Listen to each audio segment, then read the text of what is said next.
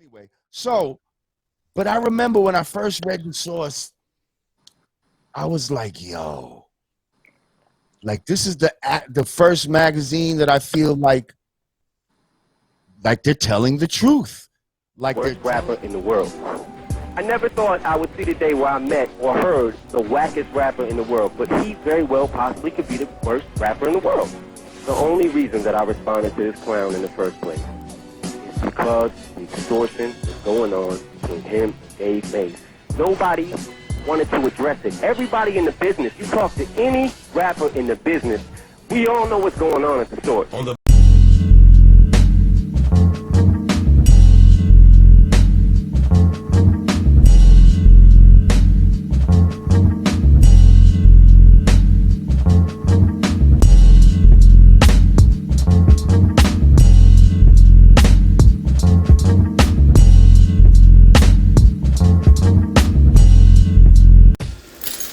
Have you ever just had that one person in your life that no matter what you do in your life, they always want to comment on something, or they want to create fake beef in your head or some shit like that, but eventually will turn into some real beef when the person that's being teased on starts to retaliate, if that makes sense, you know what I'm saying? I'm gonna be keeping it a buck with y'all. I really didn't know how to start this fucking episode. I kind of threw in a little Kim Possible, Bonnie. Y'all remember the Kim Possible show and stuff like that. You know, Bonnie was always hitting on Kim. I don't really know how to start this episode because for real though, it's really just Eminem and Benzino. Probably hip hop's most one-sided beef in history. You know what I'm saying? But this one-sided beef escalated into a lot of other, like a domino effect that pretty much happened, which regarding. And it involved rappers, business colleagues, associates, and hell, even family. Let's just get right into this beef, honestly. Okay, so before I actually start talking about the beef between Eminem and Benzino, let's take a little backstory to the beginnings of the Source magazine. So, the Source magazine really began as a project with Dave Mays, who was basically at the time a Harvard student from DC, and of course Jonathan Schechter, who at that time, you know, he was just a random white Jewish kid who loves hip hop.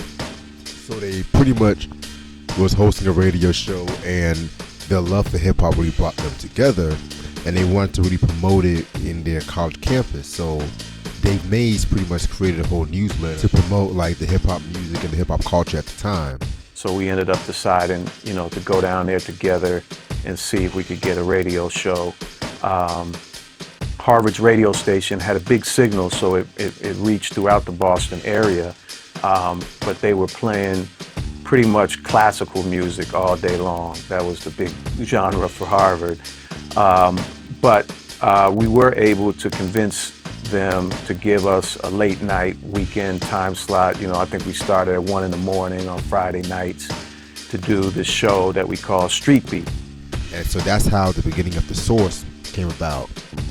It was also while he was at Harvard that Dave Mays met Benzino at the time too, because at the time Benzino was coming from Roxbury and stuff like that too, and he was trying to get into the hip hop game as well too. So pretty much after the graduation, Dave Mays and Jonathan Schechter pretty much moved to New York City, where they were trying to work fully on the Source magazine and stuff like that, which brought us to 1988 when the first issue of the Source came out. And so the first Source issue was very different compared to what was to come, as it pretty much was presented as just this newsletter.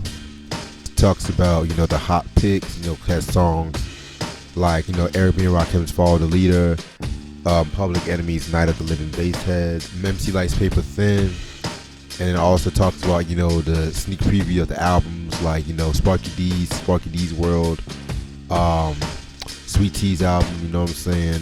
So yeah, it just gives you like the popular rappers, you know, the popular shells coming out at that time too, you know what I'm saying? So that was pretty much the first issue, and so in years to come, the Source will pretty much evolve into like this hip hop news, or as it's popularly known as like the hip hop Bible. as it would just talk about, you know, the certain fashion, the popular albums, and whatnot too. You know what I'm saying? So while the source was really beginning to really come into play and whatnot, Benzino, he at the time was trying to get his. The first 2 issues were free. I would just mail them out for free to everybody on the list. By the 3rd one, I'm like, okay, let me try putting this on the counter at the record stores and selling it. So I think it was put $1.25 price on that 3rd issue, and went out. You know, found out like a lot of the record stores, you know, they didn't sell magazines in the record store, so they didn't have any way to kind of hold the magazines on the counter. So I figured I'd go out to like a Staples and buy these like little metal typing stands that you would use to hold papers up while you were typing. Rap career going. So around like the early 90s, he had a group called the Almighty RSO.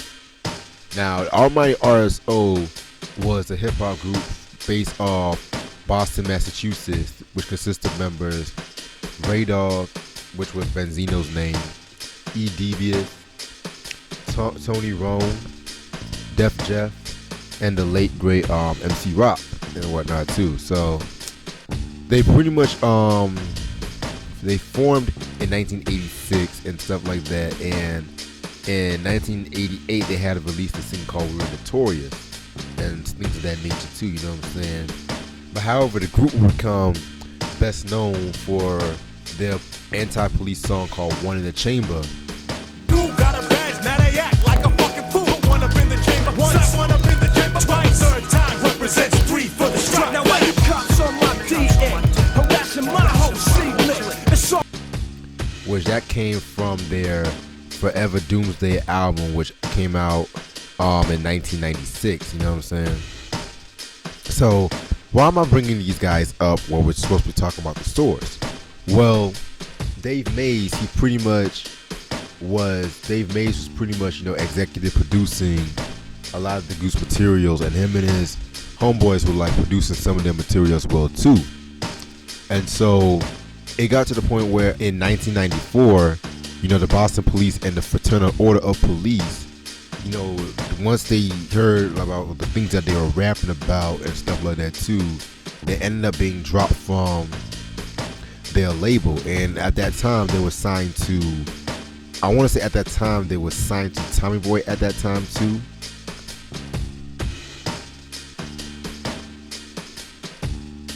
No, scratch that. They were actually under Queen Latifah's Flavor Unit, and it's kind of ironic because you know, Queen Latifah was on Tommy Boy Records, and they eventually had an album on Tommy Boy Records as well. Okay, so also in 1994, the same year, there was a bit of controversy when it came to the source. So with Dave Mays and Benzino having a very budding relationship, Benzino would sometimes be like in certain issues of the source, and you know, Dave Mays would take his time to like give the Almighty RSO their shine. So in one issue of the source in 94, he actually dedicated 3 pages of the source magazine for Almighty RSO. And this is also around the time too, there was like a lot of controversy regarding that, you know what I'm saying? Because at this time, you know, when the Almighty RSO was featured on the source, a lot of members of the source started leaving because they felt like it was just becoming ridiculous. And this, to a lot of people, was like one of the first strikes into like the downfall of the source. But I'm gonna get into that in a minute. So around this time too, you know, Benzino had actually. The issue of the first staff walkout had apparently been resolved. Source's second career was the start of when Selwyn became editor-in-chief. Selwyn had separated editorial from business, and we brought the Source to major heights. Selwyn Hines hired Elliot Wilson as music editor of the Source. I grew up reading the Source. I looked at it as it was the Bible, hip-hop. I was like, I want to be part of that. I used to read the Source, and it had a column in it called the Dennis Files, and it had this guy, Reginald C. Dennis. He was the music editor, and he had a column in the back of the book with the reviews. He had like a ski hat on and glasses, and I was like, I want to be that guy. So I got to live out my career dream, which was to be Reggie Dennis and be the holder of the mics. we kind of became friends. And so when he got his A&R job, I brought him the Almighty RSO new project, and he signed it. So they had a big project coming out on a major label, and I went down the hallway a few times to the editors and said, hey, they got a deal, they got a project coming out, like, let's do a little something, let's give them a little one-page story or write a review of the album or whatever. And they were like, fuck no, we're not covering them, we don't like them, they suck, this, that, and the other. He became the co-owner of the magazine and whatnot too, years after the Source was actually founded and stuff like that, like at least 6 years after. And plenty of employees had began to leave, including James Bernard and Jonathan Shepard and shit like that too. So, with that being said, Source still had years, they still had like dope issues, memorable moments and whatnot too. But then things was really starting to cracking. Things was really starting to begin to crack in the middle of like the late 90s and stuff like that too, especially when it came to Dave Mays' rise, and with Benzino always wanted to put his foot in the Source and stuff like that, so he can actually show his his hip hop story, his hip hop shit, you know what I'm saying?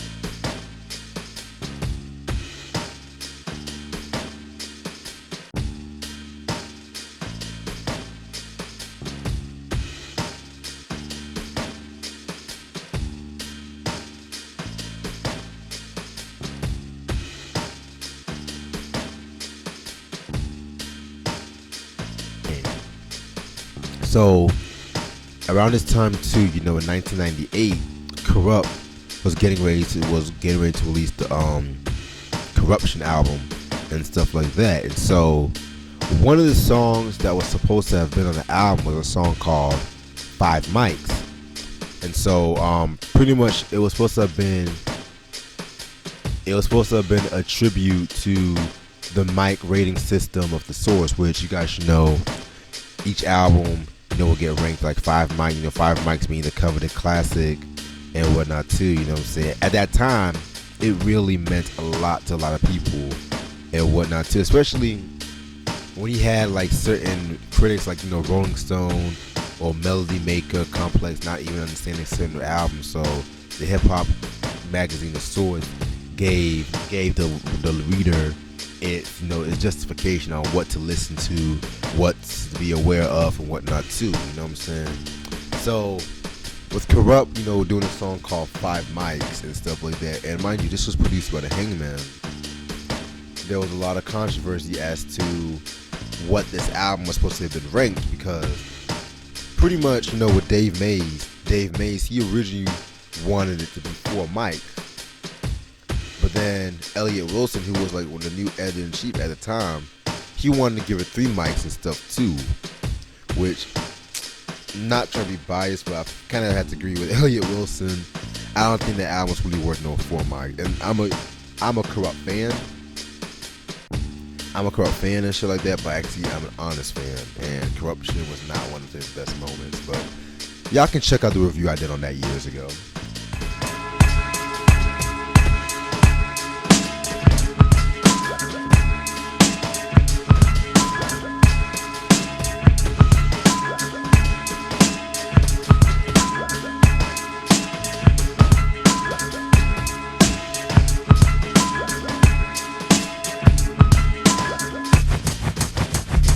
Looking for 5 mics with five types. Them sharp, so prepare for when the night strikes. They got me living hungry, so when life bites, I bite back in order to survive trife nights. In the city of brotherly love, motherly hugs, thuggerly slugs. It all troubles me cause I bought this lust digging in the sauce. Of course, committee men floss. A slave to the rhythm like I'm Kusa Kinte. Tim J, he spin pay. Got that? Friend day? Any disagreement with that? We pill guys, and yet still rise. Breaking them down to their real size. We get a mic check, me and Mike S. Put some up in your stomach that you can't digest. So I test. It is what it is. And usually maybe 1 record per month they want to debate. They would think maybe this could get a little bit higher. So we have little like non-structured meetings or conversations, and sometimes I would give in, sometimes I would get my way. You know, it was not pretty much not a problem, even with Dave. But things changed in 1998 with the review of Corrupt's double album, Corruption. He has a song on the album called 5 Mics, which is the highest rating you can get in Source magazine. So he had, and the hook was like 5 mics dedicated to the Source. And then Dave all of a sudden comes in the office too, and he's nodding along to it. And I was like, yo, you heard this, Dave? Come to find out, like, Dave's boys have produced it.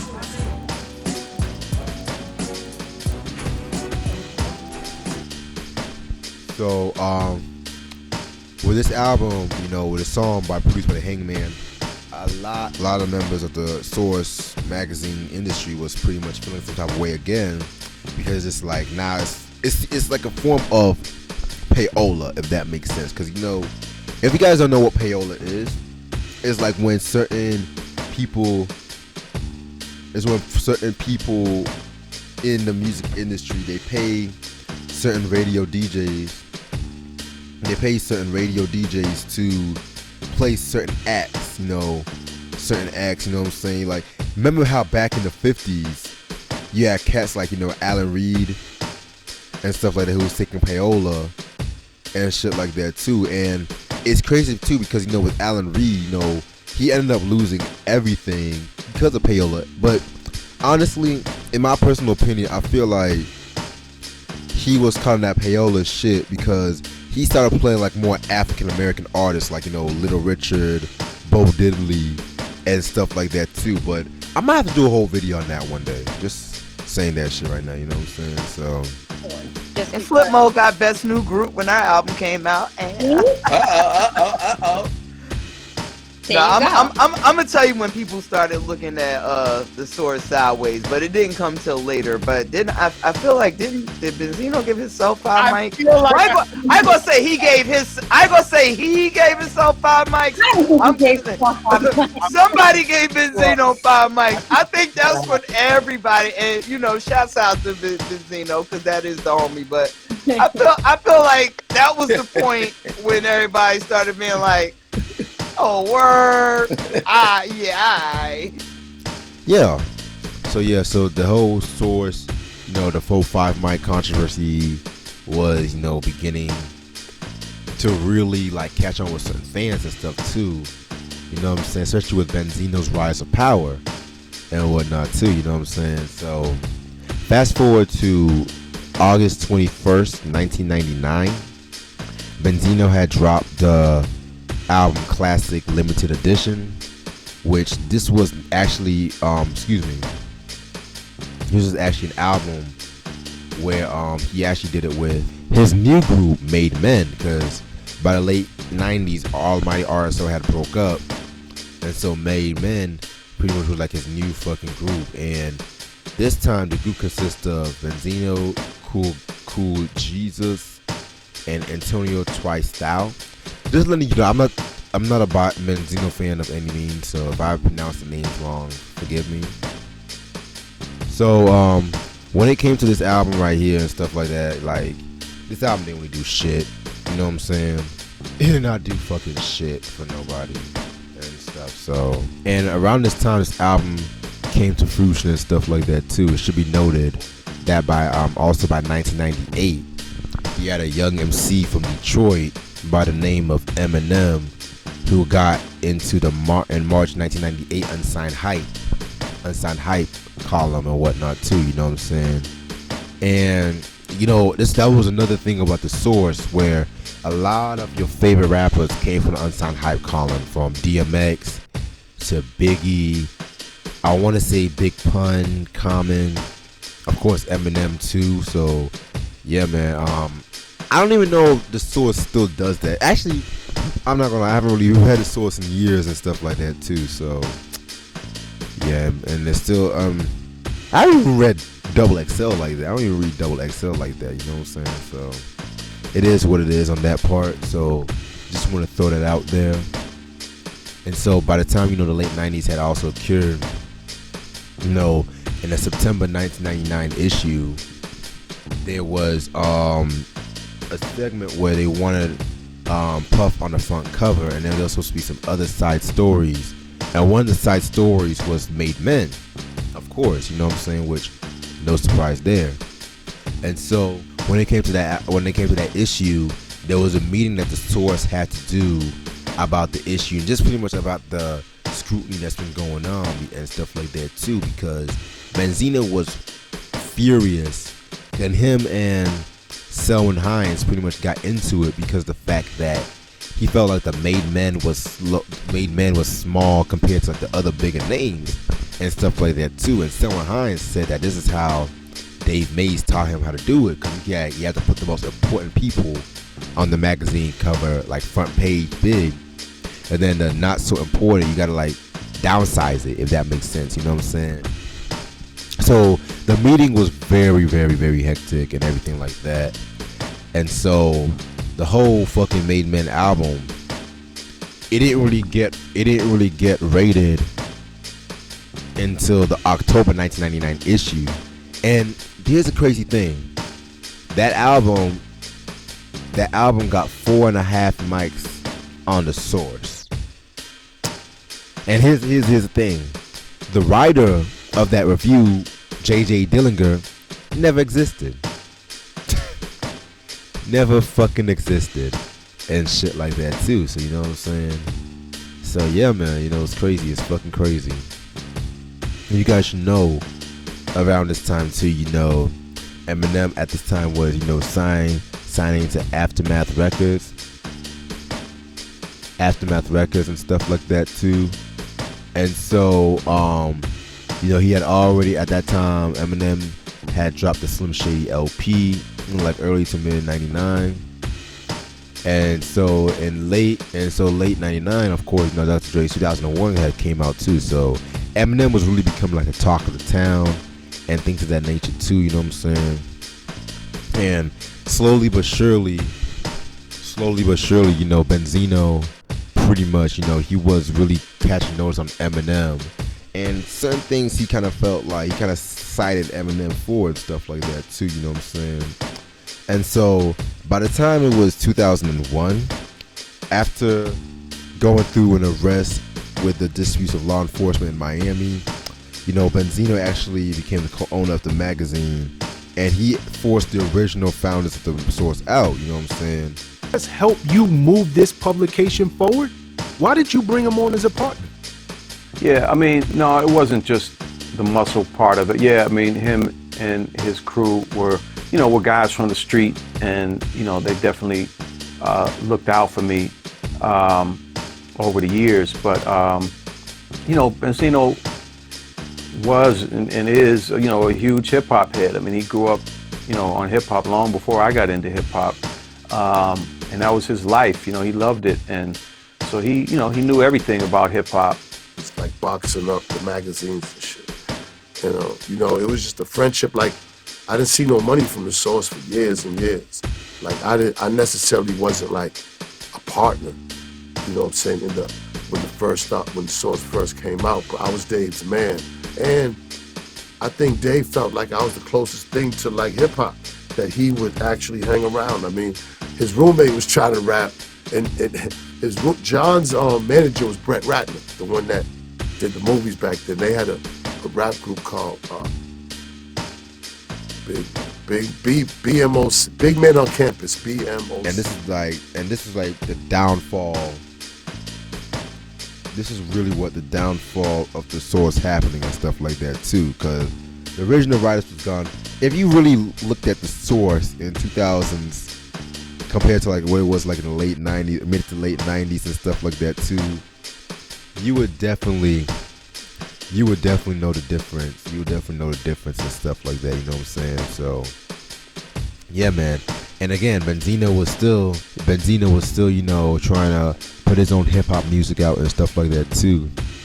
And it got to the point when like his music was becoming more questionable because of the fact that, you know, him being a rapper, quote unquote rapper, and with him being the head of the magazine, people thought that he was being biased on his own self by giving himself very good ratings and giving certain albums the rating that they did not really fucking deserve and shit like that too. So yeah, so fast forward to 2001. You know, Benzino had just dropped his recent album, the Benzino Project. Like I said before, this shit did doo-doo dog donkey. Like just look at some of these guest appearances on this album. Like he has Puff Daddy on this album, which not surprising. Outlaws, Made Men, Scarface, Snoop Dogg, which again, pretty. I mean, you know how much I feel about those MCs. Pink, interesting. Foxy Brown. I mean, that was a Trackmasters produced track, so I won't be surprised if that song was originally Foxy's. I don't care. Black Rob, Prodigy, fucking Bobby Brown. Teddy Riley, Raekwon, Cormega, Superb, Ray and Case, like, and it's like 24 songs, literally, you know what I'm saying? And the album really didn't really do that much numbers. You know, it peaked at number 84 on the Billboard 200 and number 24 on the R&B hip hop albums charts. You know what I'm saying? So, but the thing with this one was the fact that he didn't actually rate this album. It was not rated and stuff like that too. You know what I'm saying? So now let's come into this whole issue between Eminem and Benzino. 'Cause I know I just talked like a lot of the background information, but all of this is very useful. Just bear with me when I say this. So around the early 2000s, you know, Eminem at this time was getting ready to drop his third major label studio album, and then he was also getting ready to star in his first starring role in the movie 8 Mile. So here's the thing. When the Eminem show finally came out, it was, you know, a huge commercial and critical success and things of that nature, you know what I'm saying? You know, me personally, I like the Eminem show, but I definitely feel like, to me, it's definitely one of his best works and stuff like that. And I definitely feel like he was like a lot more angrier on that album and stuff like that too, you know what I'm saying? A lot more mature. Like certain songs, he just had like a more mature feel to it, you know, Sing for a Moment, Without Me, Cleaning Up My Closet, you know, shit like that, you know what I'm saying? So next thing you know it, you know, the Source pretty much, you know, gave this album like it was a 4 mics out of 5, and a lot of people, including Eminem himself, did not like that rating because he personally felt like it deserved a 5 mic rating. And you know, Benzino, you know, he's been like, at this time he was on this fuck Eminem tirade pretty much and shit like that too, because he felt like Eminem had no place in the hip hop culture, and he felt like he was getting all of this publicity because of his race, yada yada yada. So pretty much he was just pretty much hating. Let's just keep it a buck. he was pretty much hating and shit. He took his first use out on the Source, talking about how the Source had lost its way and stuff like that too. And he pretty much, like I mentioned before, he pretty much said that how can you be the owner of a magazine, but at the same time you try to do music yourself and stuff like that. It's like a conflict of interest and stuff too, because you're gonna be biased on giving your own album a good rating, and then certain MCs where their rap album get like a very bad rating and stuff like that too. You know, like I said, you know how that shit is. So it all happened when, according to Benzino, you know what I'm saying? According to Benzino and stuff too, there was a moment when, you know, there was promotion for his movie 8 Mile and stuff like that too. And so Eminem was performing in Puerto Rico, and Benzino showed up backstage to interview Eminem for, you know, coverage on the 8 Mile. You know, it's a little quick interview. Eminem said hell no, and Benzino felt some kind of way about that he actually did a fucking freestyle and stuff like that too. With the Glady on his arm, Titanic, Mega Iceberg, Cartier, Rock Cannon, camera, snap it, hit you with the hammer, invade your privacy, you the first one going, tatted 3 nooses and you already knowing, red dot, pull it back when your face glowing, forget the quiz, keep the move click flowing, keep the mood going, original kids, top notch players, we do or die kids, what's really good, let's take it to another level, let's take it to the streets, take it to your mom's crib. Let's take it to the house where your baby's moms live. Don't stop till it's nuts in the ground. Circumcise that with the 74. And like I said, freestyle was just laughable. I'm gonna be fucking real with you. Freestyle was laughable, and I think it was crazy too, because it's like Eminem said he hoped to God that was not like a true diss freestyle, because it was like one of the worst shits he's ever heard in his life. So around the early 2000s, you know, still. This is also around the time when, like, members of the Source magazine, they were beginning to pour the whole backstage drama in certain magazine issues. Like, they'll have, like, cartoon figures of attacking each other and stuff like that, too. You know what I'm saying? So, to the naked eye, a lot of people were just looking at the Source. Like, it was just the beginning. At the end, it was like the sunken ship. You know what I'm saying? And so, later on in that year, 2002, Benzino dropped, you know, a diss track called Pull Your Skirt Up. You know what I'm saying? Aimed at Eminem. You know, with that diss track, he's pretty much calling him, you know, the 2000s version of Vanilla Ice and stuff like that, talking about how he's in no place for hip hop. And so he also talked about how he said, and I quote, you was unsigned hype before you ever met Dre. I birthed your little career, now you owe your life to Ray. And shit like that too, you know what I'm saying? Which, you know, just some silly, stupid ass fucking shit, you know what I'm saying? So I bring glasses to your living room so you could see me. Yeah, you sold a lot of units, but you can't be me. The state of hip hop will continue to be fucked up. You playing by a different set of rules, you got me fucked up. Respect the hood, Marshall, or the hood will take you out. You the real wankster, and I don't care who you sign. Disrespect, Benzino, that ass is mine. What you know about pumping on the block till you freeze? What you know about cutting up rocks, ducking D's? What you know about facing a grand jury indictment? As far as I'm concerned, you just industry excitement. I hope them D12 niggas ain't who you fight with. Clash with the Titan, you bound to start a crisis. Meanwhile, back in Boston, I'm a legend. My number's in the rafters, fuck Bird, I'm representing. He's alright, but he's not real. We spit tight and we got steel. You talk shit and you get killed. yeah, man. And it's kind of crazy too, because Benzino, he quoted on saying, I had a problem with the machine, with the double standard in hip hop. Certain media outlets take to him and look at him as a savior in hip hop and a number one in hip hop, and do not recognize the guys out here that created hip hop. And if you wanted to go that route, unquote, by the way, if you wanted to go that route, that's all good.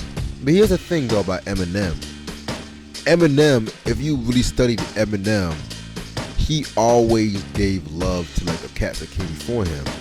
Like again, I think I remember it was like one award show. I want to say like the 2003 or 2002 VMAs, one of them awards, where his acceptance, he's talking about all the rappers that influenced him, from Run DMC to the Beastie Boys to Cool G Rap Master Ace and shit like that too.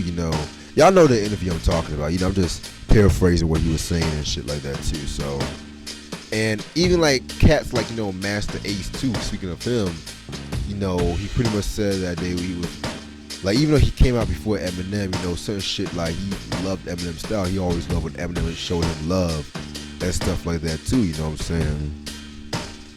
And so if you wanted, and then here's the thing with Benzino and shit too. It's like you talk about Eminem not having a place in hip hop, but you over here using the hip hop culture as a fucking background tool so you can promote your own fucking trash ass shit and degrading all the real MCs that pretty much have better albums than you and stuff like that too. Let's just keep it a buck right there. So he ended up doing more interviews where he pretty much said, and I quote, "Eminem is just a hood ornament for the machine. You think I could just grab my crotch and put my ass in people's faces the way he does? No way. But as long as the color of his skin and his eyes fits what America wants, it's alright." Unquote. And so this led to Benzino releasing yet another diss track called I Don't Wanna. Click flowing, keep the mood going. Original fly kids, top-notch players. We do or die kids. What's really good? Let's take it to another level. Let's take it to the streets, take it to your mom's crib. Let's take it to the house where your baby's moms live. Don't stop till his dick's in the ground. Circumcise that nigga with the 74 pound. That's how we spitting them rounds. Bail out, take my lawyer out. Have a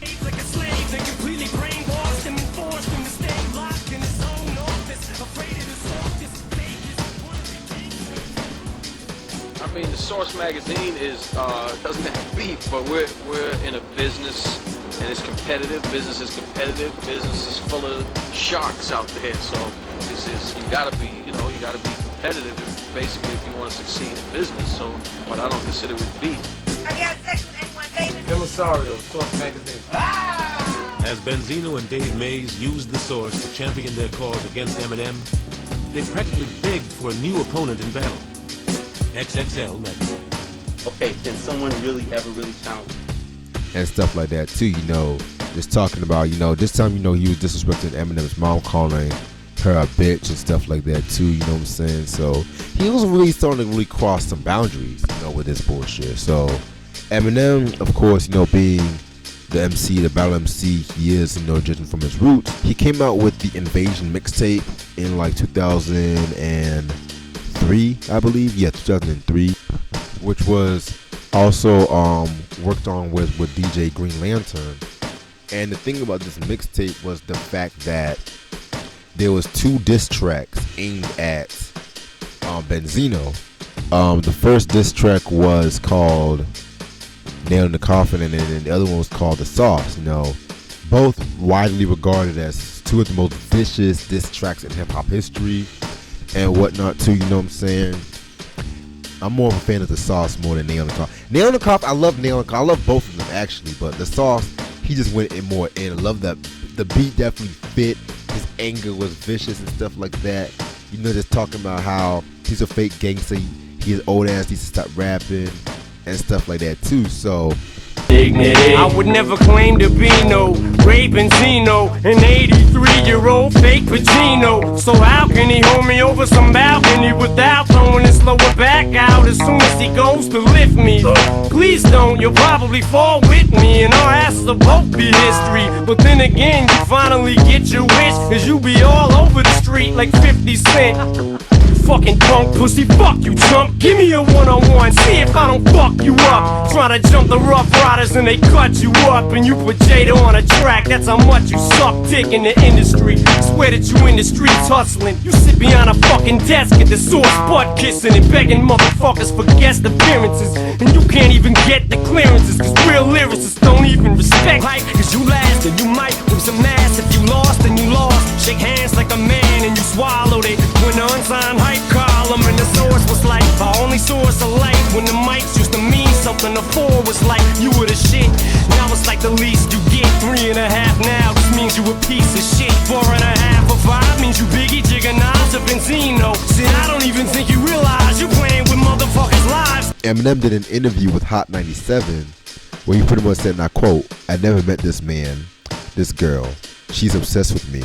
I never would think I would see the day when I've seen the worst rapper in the world going against one of the best." Unquote. So those two diss tracks definitely did his thing and whatnot too. You know, got him notoriety.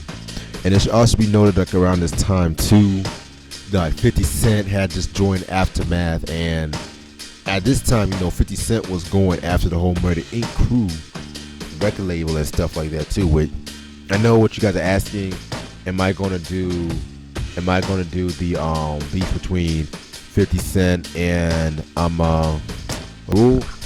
gonna be perfectly honest with you guys. That's like one of those beefs I'm not really in a rush to do because everyone has done their own episode on that. And there was a certain YouTuber that he did a very dope episode that I feel like I can't really top that, honestly, and shit like that too. So, but one day I would probably fiddle with it one day, but let me see how I'm feeling first. So yeah, so around this time too, you know, 50 Cent was beefing with the Murder Inc. crew, and Ja Rule at this time, you know, he was still cool with Benzino. You know, they were doing song with one another, you know, he was still cool with Benzino and shit like that too.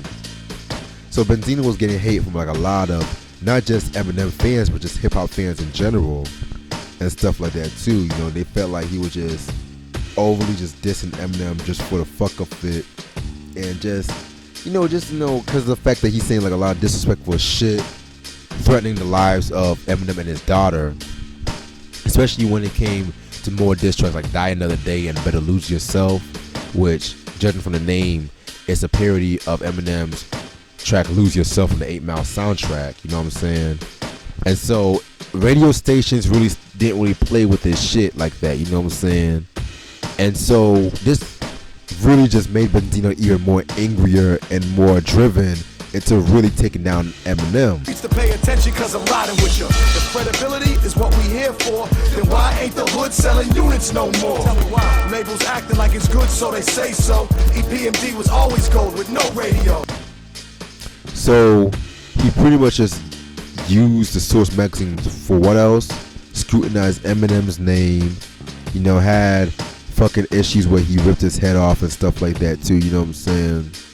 So Eminem, you know, he was getting really frustrated and irritated and shit like that. Not just because of the whole Benzino, because Ja Rule at this time too was also throwing shots at Eminem and talking about his fucking daughter in certain songs too, especially in songs like, you know, Loose Change and stuff like that too, you know what I'm saying? So as this whole Shady Aftermath, Murder Inc. Records beef was really coming into fruition, you know, the Eminem and Benzino, it was kind of umbrella under that, because, you know, Benzino still was affiliated and cool with Murder Inc. Records and stuff like that too, you know what I'm saying? So in 2003 on the Cradle to the Grave soundtrack, you know what I'm saying, Eminem had a song called Go to Sleep with Obi Trice and DMX, and it was a diss track to Benzino and Ja Rule and stuff like that too, you know what I'm saying, where he killed both of them in my fucking opinion and stuff too. Like, god damn, that was a fucking dope diss track.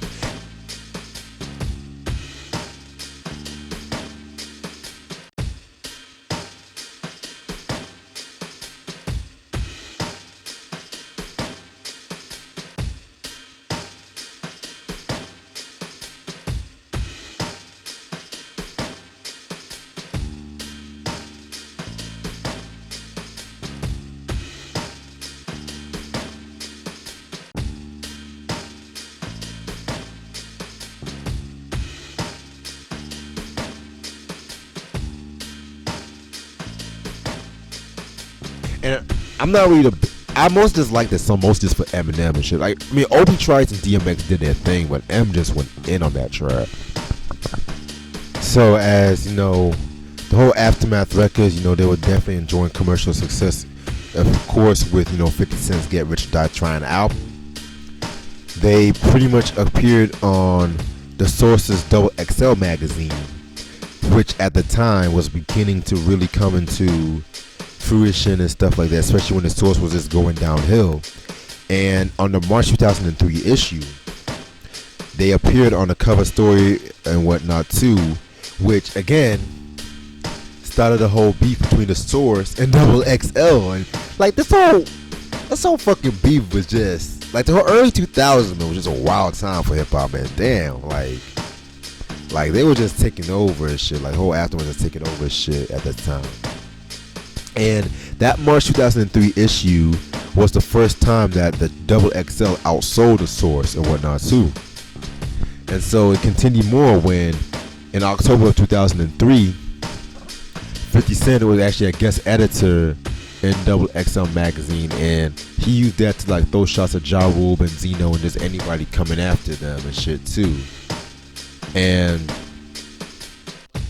it also got to the fucking point, you know, when Benzino was just losing his fucking mind and stuff like that, you know, just wilding out on anybody, especially when it came to like Elliott Wilson, when there's at one point like in like around 2003, late 2003, whereas he pretty much used a fake name to meet Elliott Wilson, and when they met face to face, they had a huge argument when they were just threatening one another and shit too.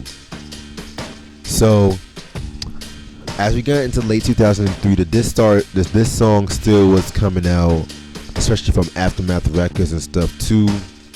Like I mentioned before, you know, Ja Rule threw the Loose Chain song, and then Eminem and Shady Records threw like a lot of diss tracks, including like Bump Heads with G Unit, you know, They Were Me, D12 and Obi Trice was on that, Hail Mary with Eminem, 50 Cent, and Busta Rhymes, who at that time was signed to Aftermath Records and The Conspiracy Theory.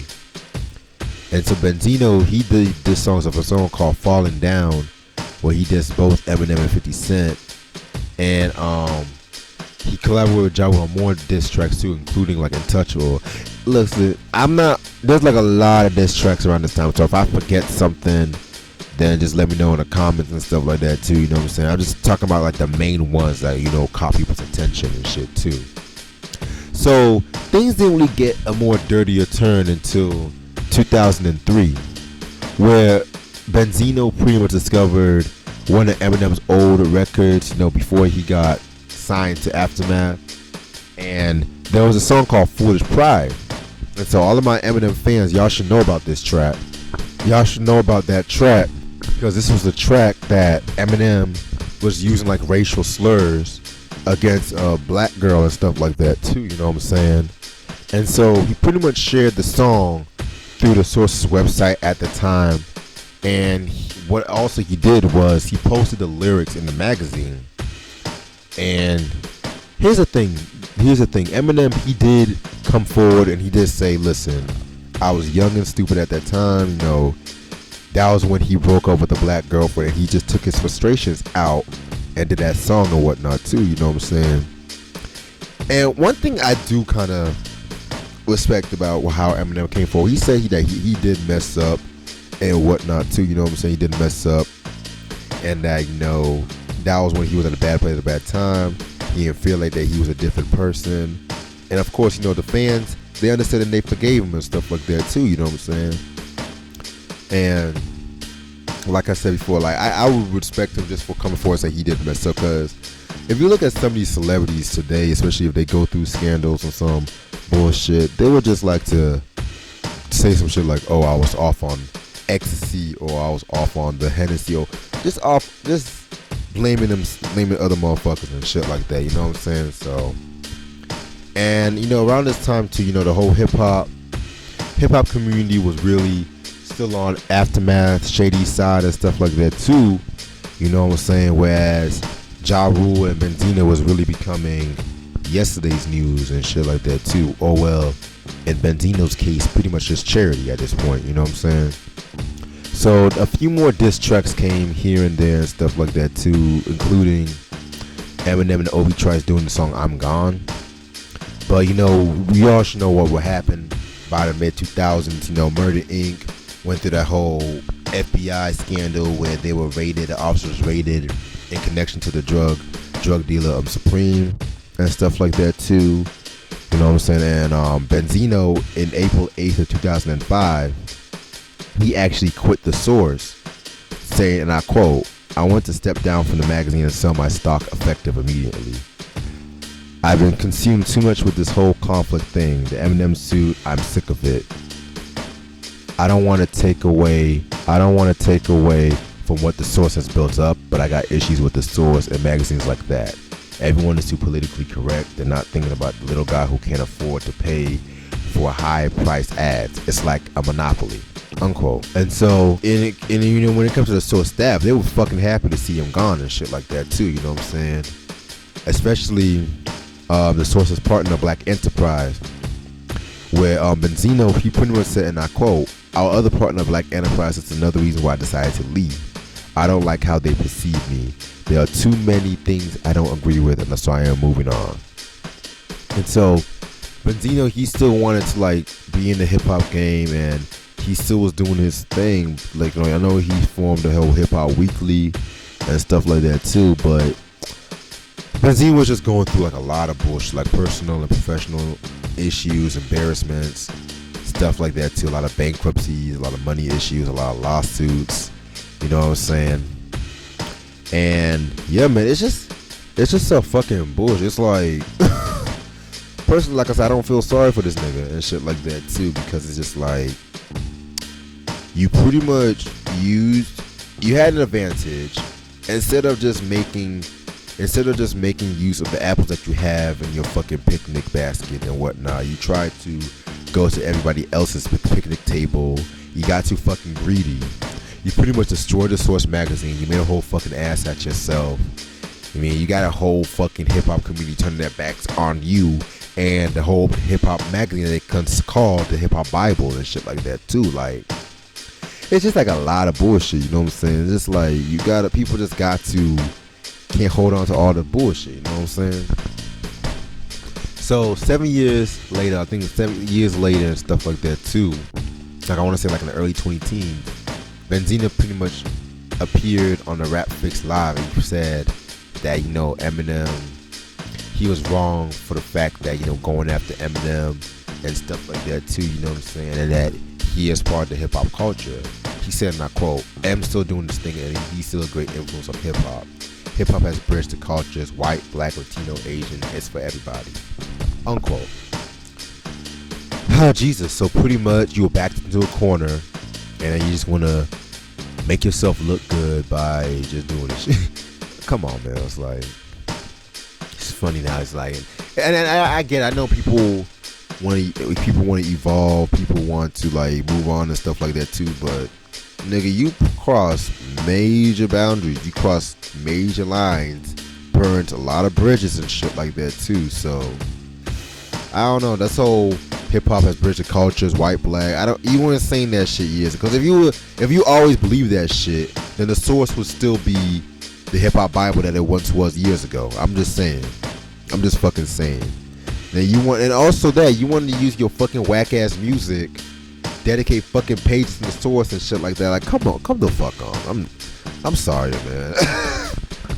like I said, this review is gonna be hilarious as fuck. But hey, that's pretty much, you know, the conclusion of this whole Eminem and Benzino one-sided beef episode and stuff like that. Thank y'all so much for watching. Make sure y'all subscribe and like this video, and I'll see y'all later. Peace.